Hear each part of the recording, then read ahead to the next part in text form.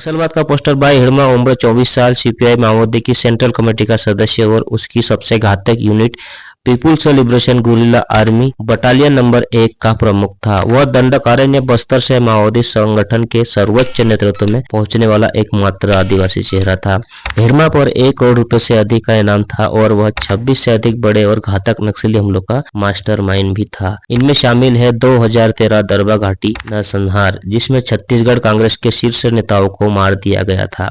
2010 का दंतेवाड़ा हमला ताड़मेटला, जिसमें 76 सीआरपीएफ जवान शहीद हुए थे। बात करते हैं 2017 की, तो इसमें सुकमा का हमला, जिसमें 25 जवान मारे गए थे। केंद्रीय गृह मंत्री अमित शाह ने नक्सल विरोधी ऑपरेशन से जुड़े 30 अधिकारियों को 30 नवंबर तक हिड़मा को खत्म करने का स्पष्ट निर्देश दिया था। सुरक्षा बलों ने यह लक्ष्य समय सीमा से 12 दिन पहले हासिल कर लिया। 18 नवंबर 2025 वार मंगलवार, स्थान आंध्र प्रदेश के अल्लूरी सीताराम राजू जिले का मारेडुमिल्ली जंगल, जो आंध्र प्रदेश, छत्तीसगढ़ और तेलंगाना के सीमावर्ती क्षेत्र पर स्थित है। आंध्र प्रदेश पुलिस के विशेष बल, ग्रे हाउंड्स और अन्य सुरक्षा एजेंसियों के संयुक्त अभियान में सफलता मिली। इसका परिणाम 1 घंटे चली मुठभेड़ में हिड़मा सहित कुल 6 माओवादी मारे गए लोगों में हिड़मा की पत्नी माड़ाकाम राजे, जो जनरल कमेटी सदस्य थी, वो भी शामिल थी। माओवादी आंदोलन पर क्या असर रहेगा? सुरक्षा विशेषज्ञ और तेलंगाना के डीजीपी सहित कई अधिकारियों का मानना है कि हिड़मा की मौत भारत में माओवादी आंदोलन के अंत का सबसे महत्वपूर्ण संकेत है। हिड़मा की संगठनात्मक और युद्ध कौशल की क्षमता को देखते हुए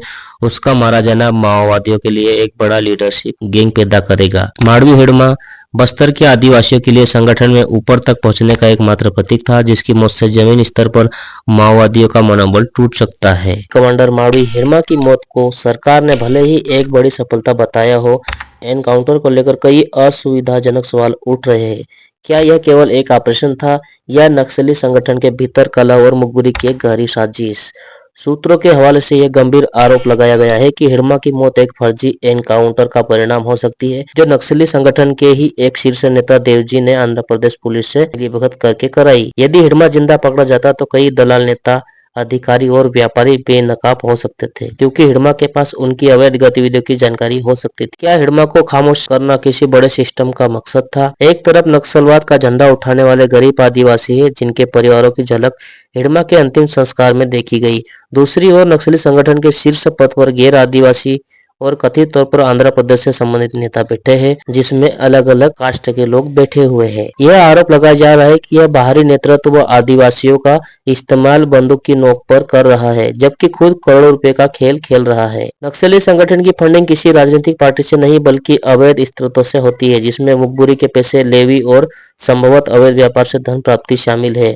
क्या हिड़मा जैसे जमीनी कमांडर की मुखबिरी में भी करोड़ों रुपए कमाए गए, जिससे आंतरिक कलह बढ़ गई? यह आरोप लगाया गया है कि जिस तरह बॉलीवुड पर कुछ अंडरवर्ल्ड तत्वों का प्रभाव रहा है, उसी तरह साउथ फिल्म इंडस्ट्री भी नक्सलवाद के विषय को लेकर दबाव में है। उदाहरण हम देते हैं, रामचरण और चिरंजीवी की फिल्म आचार्य का हवाला दिया गया है, जो नक्सल पृष्ठभूमि पर आधारित थी, जिससे यह संकेत मिलता है कि यह मुद्दा क्षेत्रीय शक्ति संतुलन को भी प्रभावित कर सकता है। हिड़मा का अंत नक्सलवाद के खिलाफ लड़ाई का एक अध्याय हो सकता है, लेकिन उसके पीछे की परतें संगठन के भीतर की राजनीति, मुखबिरी और बाहरी शक्तियों की मिलीभगत की तरफ इशारा कर रही है, जिनकी निष्पक्ष जांच आवश्यक है।